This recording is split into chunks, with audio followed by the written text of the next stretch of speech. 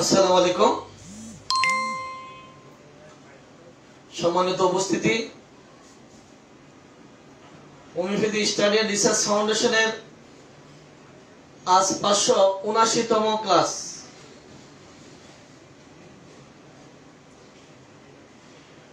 এই 579তম ক্লাসে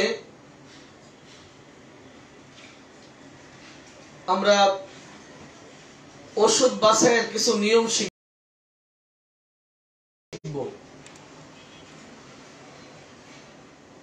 এই 79তম ক্লাসে একটি গল্পের মাধ্যমে, একটি ঘটনার মাধ্যমে ওষুধ বাছাইয়ের কিছু নিয়ম শিখব।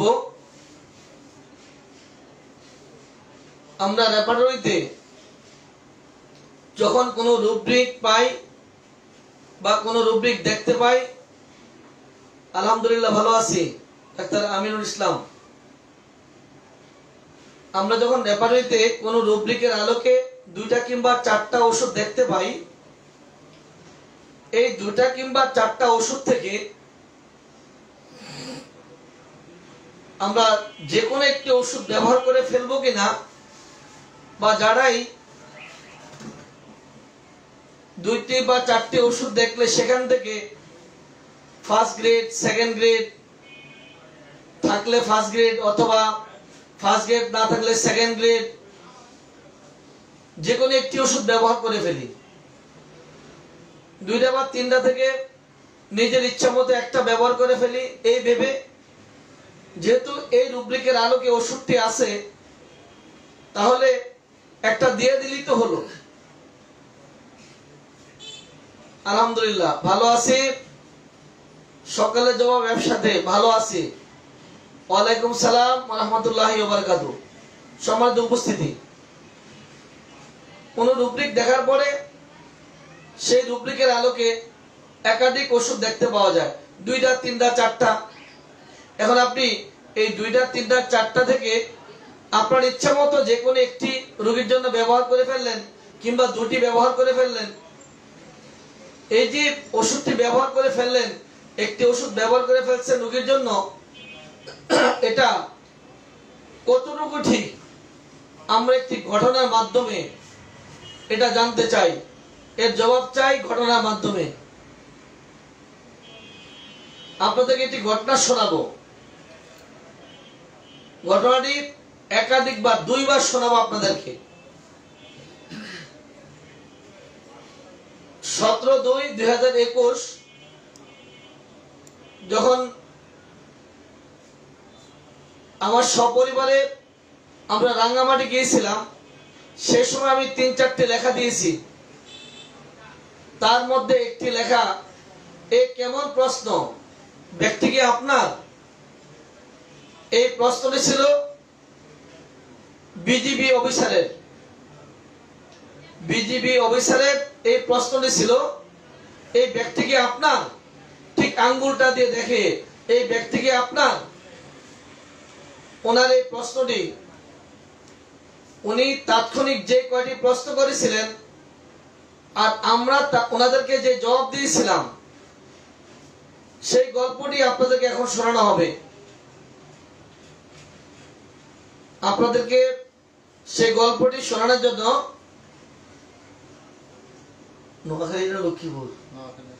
নোয়াখালী ডাক্তার দিদারকে বলছি, উনি আপনাদেরকে এই গল্পটি শোনাতে। ডাক্তার দিদার আপনাদেরকে এখনই গল্পটি শোনাচ্ছেন। সেই ঘটনাটি শোনাচ্ছেন আপনাদেরকে এখনই ডাক্তার দিদার। আসসালামু আলাইকুম ওয়া রাহমাতুল্লাহি ওয়া বারাকাতুহু। জি, এইচএসআরএফের আজকের লাইভ অনুষ্ঠানে সবাইকে শুভেচ্ছা এবং স্বাগতম। আজকে আমার সম্মানিত স্বনামধন্য স্যার ডাক্তার আহমদ হোসেন ফারুকীর আন্তরিক প্রবণতায় আজকে স্যারের জীবনে ঘটে যাওয়া একটা ঘটনা নিয়ে আমরা উপস্থিত হয়েছি আজকে লাইভ অনুষ্ঠানে। বিজিবি অফিসার ওনাকে যে প্রশ্নটি করলো কাপ্তাই থেকে রওনা হওয়ার পথে, যে প্রশ্নটি ছিল এমন যে ব্যক্তি কি আপনার, এটা কেমন প্রশ্ন? সেই আলোকে আমরা আজকে গল্পটি আপনাদের সামনে তুলে ধরতেছি। আজ 17/2/2021 সকালে কাপ্তাই থেকে রাঙ্গামাটির উদ্দেশ্যে রওনা হই। পথে যা ঘটলো তা জানাতে চাই। কাপ্তাই থেকে রওনা হওয়ার পর পথে বিজিবি পোস্ট গার্ডের বক্সের সামনে আমাদের গাড়ি থামে। গাড়ি থামাতে বললেন বিজিবি অফিসার।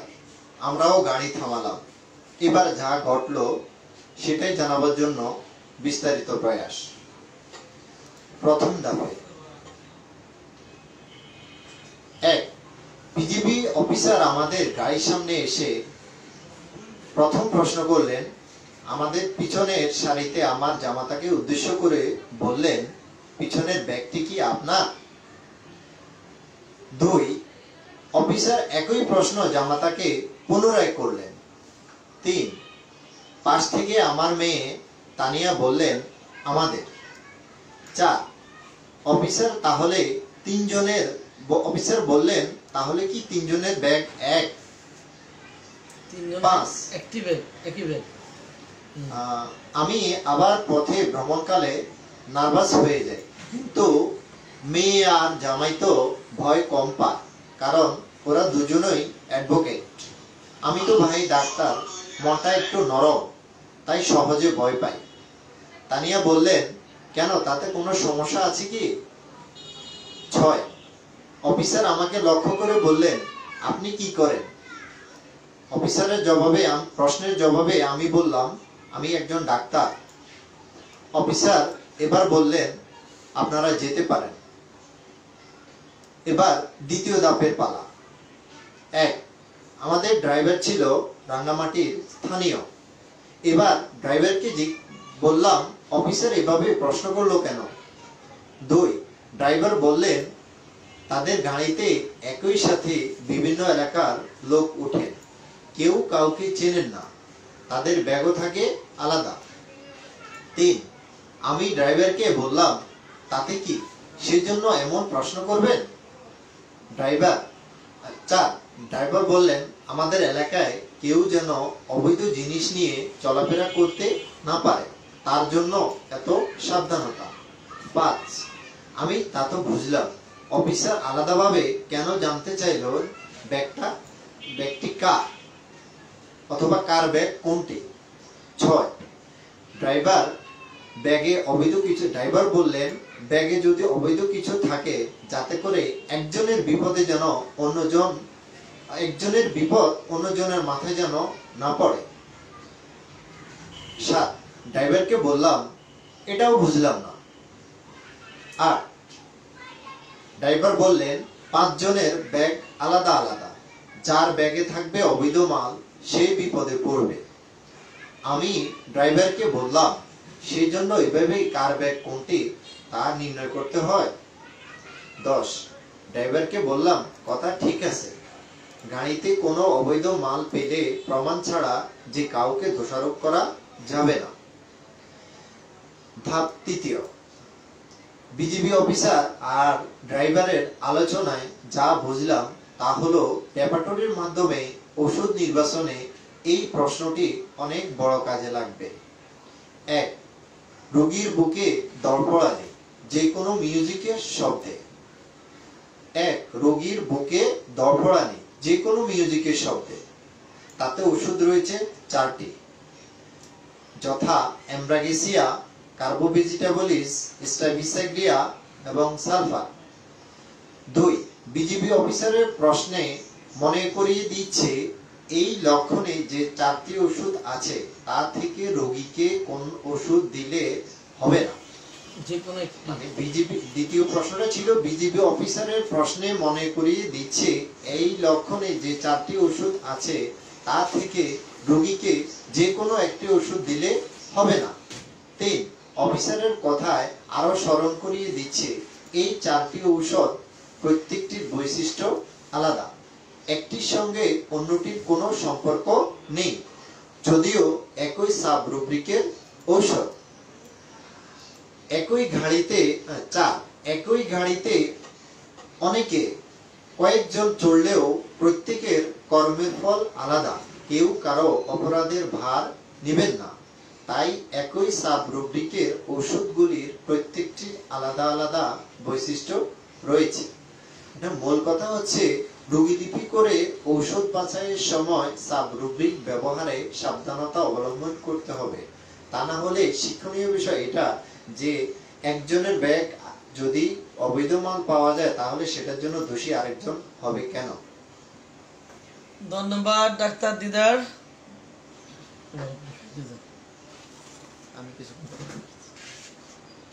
সম্মানিত উপস্থিতি,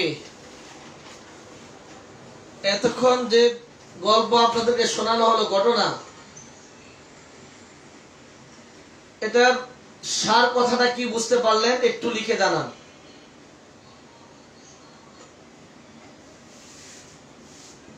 এতক্ষণ আপনাদেরকে যে ঘটনা শোনানো হলো এই ঘটনার সার কথা কি একটু লিখে জানান। আমার এই ঘটনার হেডলাইন ছিল এই কেমন প্রশ্ন, ব্যক্তি কি আপনার, এটা কেমন প্রশ্ন। ড্রাইভার যা বুঝিয়েছে, বিজিবি অফিসারের প্রশ্নের ধরন সব মিলে একটা রুব্রিকের মধ্যে যে কয়টি ওষুধ আমরা দেখতে পাই, তার থেকে যে কোনো একটি ওষুধ রোগীকে দেওয়া যাবে কিনা বিনা শর্তে, এটা এখানে বোঝানোর চেষ্টা করেছি। সম্মানিত উপস্থিতি, এই গল্প থেকে আপনারা কি শিখলেন একটু লিখে জানান।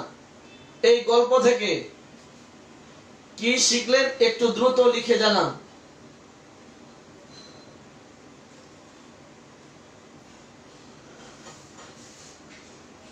দ্রুত লিখুন। এই গল্প থেকে কি শিখলেন তা লিখে জানান।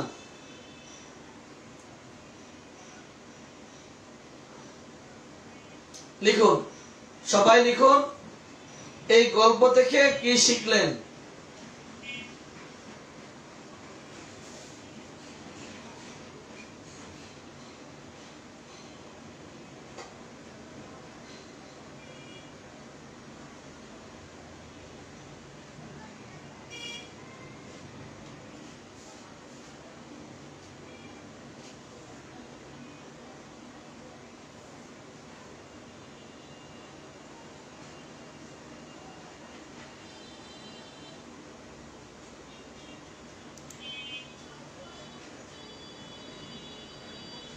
এই ব্যক্তি কি আপনার, এটি কেমন প্রশ্ন। এই আলোচনা থেকে বা এই গল্প থেকে আপনারা কি বুঝতে পারলেন দ্রুত লিখে জানান। কি বুঝতে পারলেন সবাই লিখুন। এই কথা থেকে কি বুঝেছেন।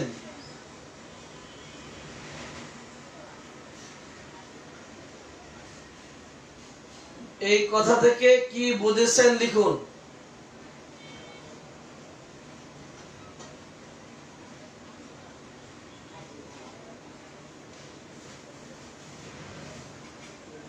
নতুন আসলাম তাই তো।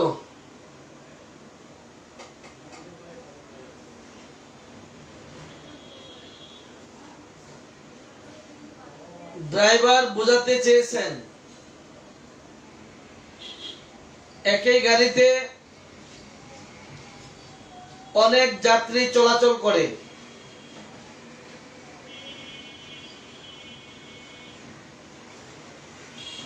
যখন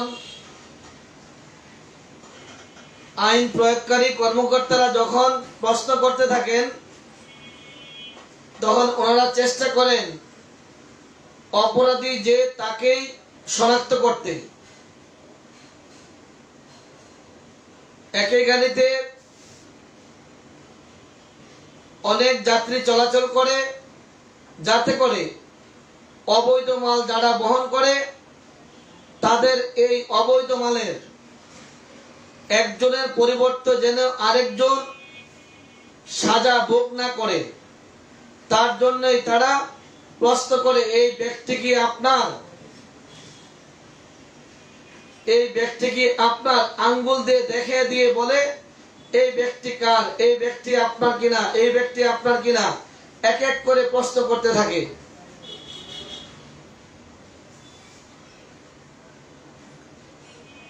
একই গাড়িতে যদি 5 জন যাত্রী থাকে, সেখানে 5টি ব্যাগ থাকলে প্রত্যেককে যদি আলাদা করে জিজ্ঞাসা করা হয় এই ব্যাগ কার, এই ব্যাগ কার, এই ব্যাগ কার,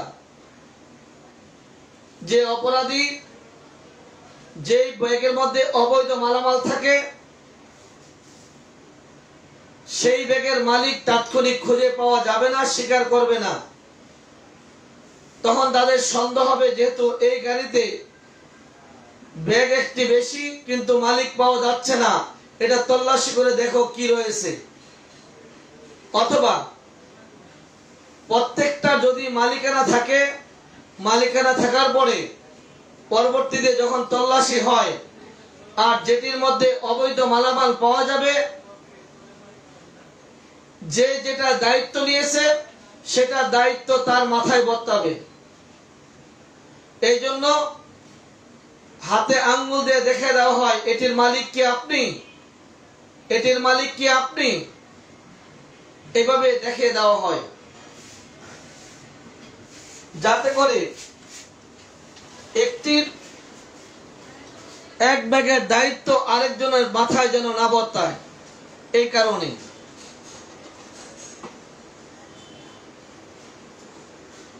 একই গাড়িতে যাত্রী 5 জন, ব্যাগ 5টা, একজনের ব্যাগ যেমনি করে আরেকজন দায় নিবে না, বা একজনের ব্যাগ যেমনি করে আরেকজন নিবে না, ঠিক একইভাবে যখন কোন রুব্রিকের আলোকে 2টি, 3টি, 4টি ওষুধ যখন চলে আসবে,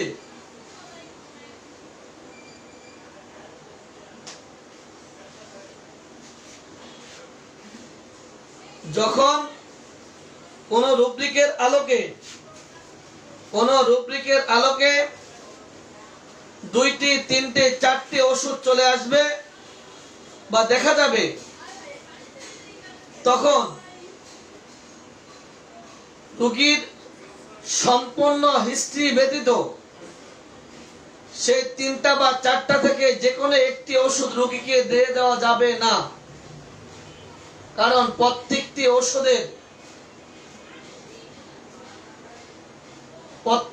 ওষুধের স্বতন্ত্রতা রয়েছে, প্রত্যেকটা আলাদা সত্তা রয়েছে, প্রত্যেকটার আলাদা লক্ষণ রয়েছে, প্রত্যেকটার আলাদা বৈশিষ্ট্য রয়েছে। একটার সাথে আরেকটার সম্পূর্ণ মিল হবে না। যে রোগী যেটি তার সাথে ওইটি মিলে যাবে।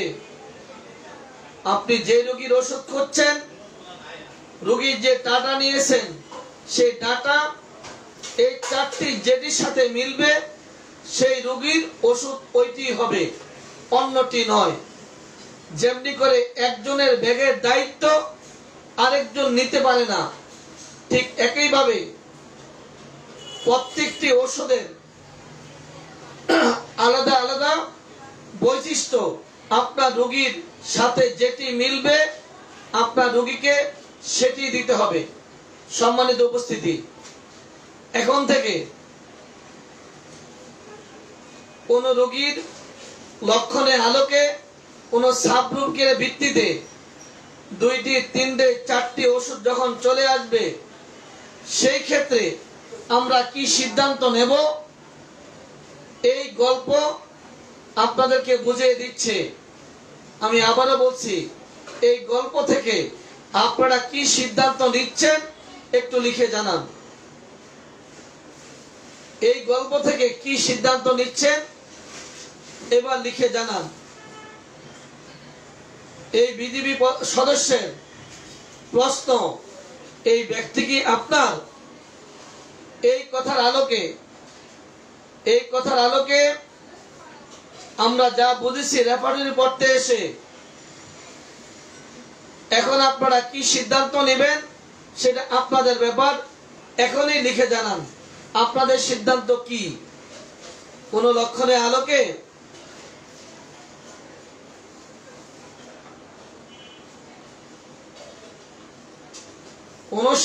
কোন রুব্রিকের মধ্যে 2টি 3টি 4টি ওষুধ পেলে তখন কি করবেন এই ব্যাপারে আপনাদের মতামত জানান এই গল্পের আলোকে।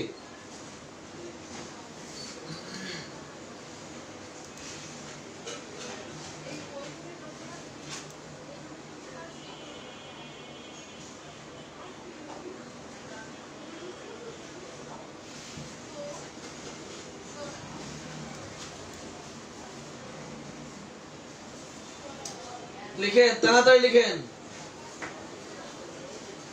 তাড়াতাড়ি। গত কয়েকদিন থেকে নেটের সমস্যা হচ্ছে, বুঝতে পারছি।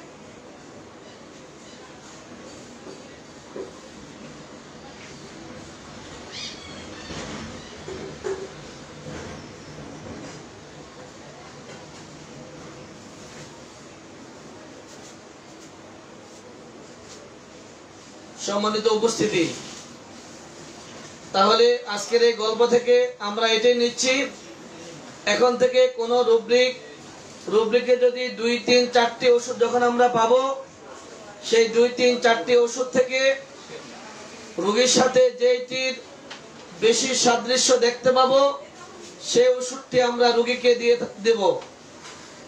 ভালোভাবে না জেনে না বুঝে 2টি 3টি 4টি থেকে যে কোনো একটি ওষুধ রোগীকে দেব না। ভালোভাবে যাচাই বাছাই করে তার মধ্যে একটি ওষুধ রোগীকে আমরা দেব। দেখি কি লিখছে, একটি সাব রুব্রিকের আলোকে একাধিক ওষুধ এলে বিস্তারিত রোগীলিপি ছাড়া ওষুধ প্রদান সম্ভব নয়। ধন্যবাদ। একই রুব্রিকে একাধিক ওষুধ থাকলে রোগীর লক্ষণ অনুযায়ী যে ওষুধটি বেশি সাদৃশ্য হবে তা ওই রোগীকে দিতে হবে। ধন্যবাদ, একদম সঠিক। রোগীর জন্য নির্দিষ্ট ওষুধটি বাছাই করে তাকে দিতে হবে, যেমনি করে এই ব্যক্তি কার, যার ভেগ তাকেই দায়িত্ব নিতে হবে, ঠিক একইভাবে যা রোগীর ওষুধ যেটি তাকে ওটি দিতে হবে। প্রত্যেকটি ওষুধের লক্ষণ একেবারেই ভিন্নতর। কিছু কিছু ক্ষেত্রে মিল আছে বিধায় একটি রুব্রিকের মধ্যে 3, 4টি চলে আসে, কিছু কিছু লক্ষণের ক্ষেত্রে এক থাকে বিধায়, কিন্তু প্রকৃতপক্ষে প্রত্যেকটি ওষুধ একেবারেই ভিন্নতর। ধন্যবাদ। সহমত, ধন্যবাদ। সহমত সহজে না লেখা একটু ভালোভাবে লিখেন। আমিরুল ইসলাম সাহেব,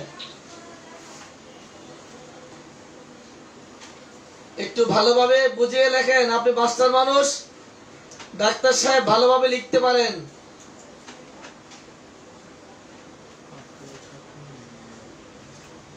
এবার আরেকটি গল্প শুনবো, ছোট্ট কাতরতা নিয়ে। রোগীটি কি কাতর এই ব্যাপারে ছোট্ট একটি টিপস শুনবো। ছোট্ট, যে রোগী ফ্যানের বাতাস নয় হাত পাকার বাতাস চাই,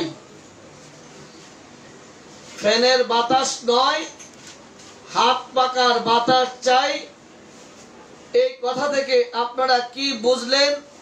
আগে আমি অল্প একটু গল্প শোনাচ্ছি, আগে শুনুন, পরে সিদ্ধান্ত দেন।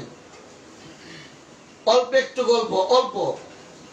ফ্যানের বাতাস নয় হাত পাকার বাতাস চাই, শুধু এটুকুই বলবো, বাড়তি কোনো শব্দ নেই, বাড়তি কোনো শব্দ নেই, বাড়তি কোনো শব্দ নেই।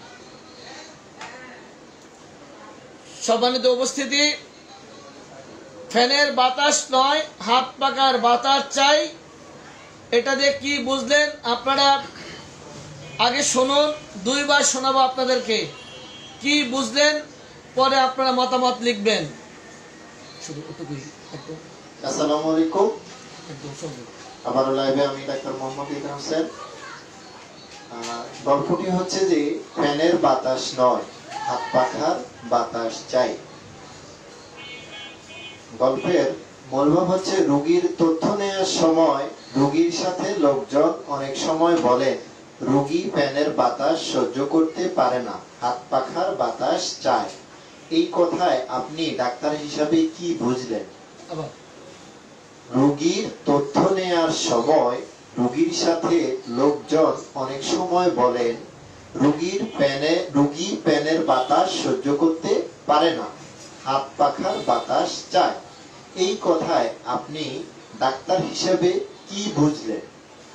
আরেকটু সহজ করে বলছি, রোগী সার্বদৈহিক শীতে কষ্ট পায় কিন্তু আক্রান্ত স্থানে ঠান্ডা চায়।